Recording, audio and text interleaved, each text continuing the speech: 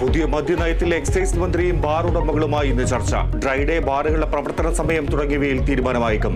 ബാർക്കോഴ വിവാദത്തിൽ പ്രതിഷേധം കടുപ്പിച്ച് പ്രതിപക്ഷം. കെ മുരളീധരനായി തിരുവനന്തപുരത്തും പോസ്റ്റർ. നയിക്കാൻ നായകൻ വരട്ടെ എന്ന് പരാമർശം. പോസ്റ്റർ KPCC DCC ഓഫീസുകൾക്ക് സമീപം. വോട്ടർമാർക്ക് നന്ദി അറിയിക്കാൻ രാഹുൽ ഗാന്ധി ഇന്ന് വയനാട്ടിൽ. രാഹുൽ എത്തുന്നത് മണ്ഡലം ഒഴിഞ്ഞേക്കുമെന്ന സൂചനകൾക്കിടെ വയനാട് നിലനിർത്തണമെന്ന് DCCയുടെ ആവശ്യം.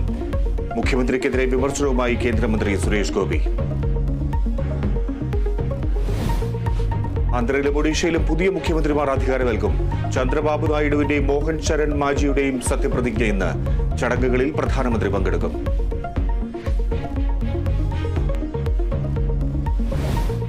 ഇടുക്കിയിൽ സർക്കാർ ഭൂമി കയ്യേറി കാരവാൻ പാർക്ക് നിർമ്മാണം. സ്വകാര്യ വ്യക്തിയുടെ കടന്നുകയറ്റം കേരള തമിഴ്നാട് അതിർത്തിയിൽ. കയ്യേറ്റം ഒഴിപ്പിക്കാൻ ഉത്തരവുണ്ടായിട്ടും നടപടിയില്ല.